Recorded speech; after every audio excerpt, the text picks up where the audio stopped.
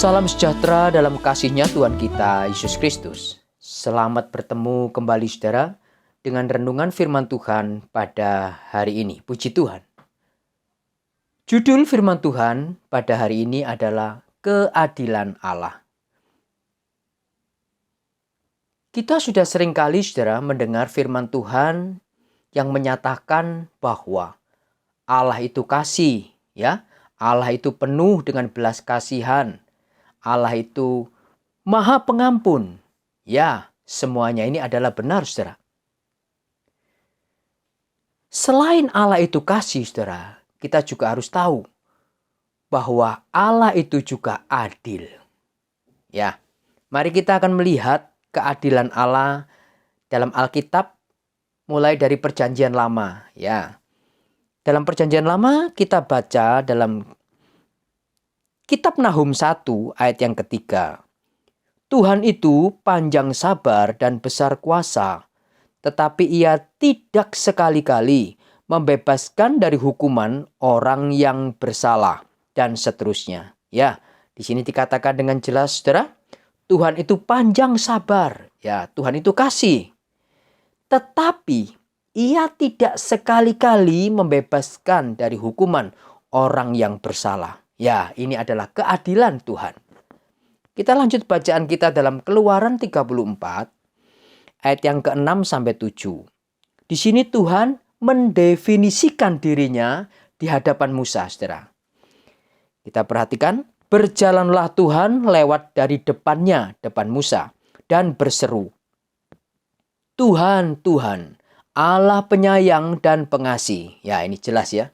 Allah penyayang dan pengasih, panjang sabar, berlimpah kasih-Nya dan setia-Nya, yang meneguhkan kasih setia-Nya kepada beribu-ribu orang, yang mengampuni kesalahan, pelanggaran dan dosa. Perhatikan saudara, tetapi tidaklah sekali-kali membebaskan orang yang bersalah dari hukuman, yang membalaskan kesalahan bapa kepada anak-anaknya dan cucunya, kepada keturunan yang ketiga dan keempat. Puji Tuhan. Jadi dari ayat ini saudara, begitu jelas Tuhan mendefinisikan dirinya, memang Dia itu adalah kasih, ya. Tetapi di sini juga dikatakan tidak sekali-kali membebaskan orang yang bersalah dari hukuman dan membalaskan kesalahan bapa kepada anak-anaknya dan cucunya. Ya, mungkin saudara berkata, ini dalam Perjanjian Lama.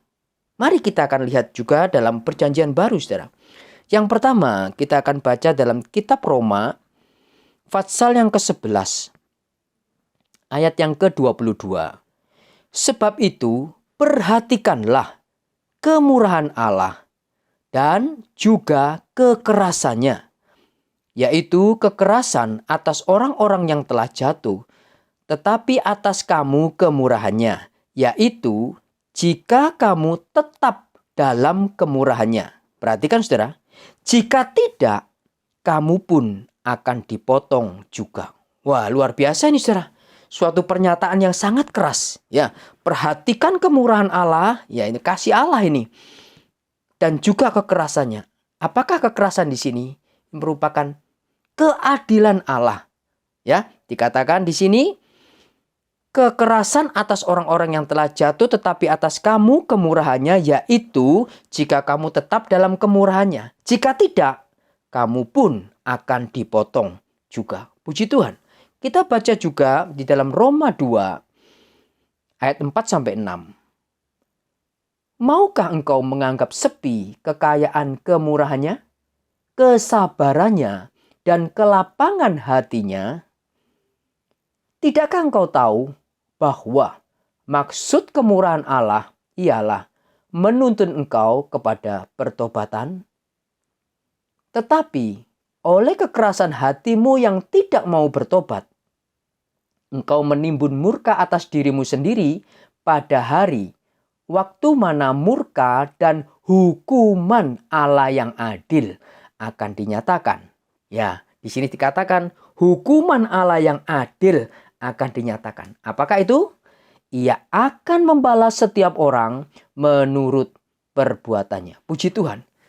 Dari ayat-ayat yang kita baca, saudara, begitu jelas dan gamblang. Memang Allah itu kasih. Tetapi pada sisi yang lain, Dia juga adalah Allah yang adil. Coba kita baca dalam Galati 6, ayat 7-8. Jangan sesat. Allah tidak membiarkan dirinya dipermainkan.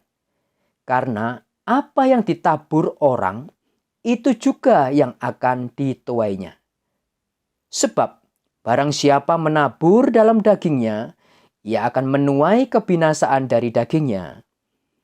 Tetapi barang siapa menabur dalam roh, ia akan menuai hidup yang kekal dari roh itu. Di sini kita dapat melihat, saudara, betapa adilnya Allah kita. Dikatakan di sini, karena apa yang ditabur orang, itu juga yang akan dituainya. Menabur dalam dagingnya, menuai kebinasaan. Menabur dalam roh, maka dia akan menuai hidup yang kekal. Puji Tuhan. Galati 5 ayat yang ke-13. Saudara-saudara, memang kamu telah dipanggil untuk merdeka. Tetapi janganlah kamu mempergunakan kemerdekaan itu sebagai kesempatan untuk kehidupan dalam dosa dan seterusnya. Puji Tuhan. Dikatakan di sini, saudara, memang kamu telah dipanggil untuk merdeka. Kita percaya kepada Tuhan Yesus. Tuhan Yesus sudah menebus kehidupan kita. Dan dikatakan di sini, tetapi janganlah kamu mempergunakan kemerdekaan itu sebagai kesempatan untuk kehidupan dalam dosa.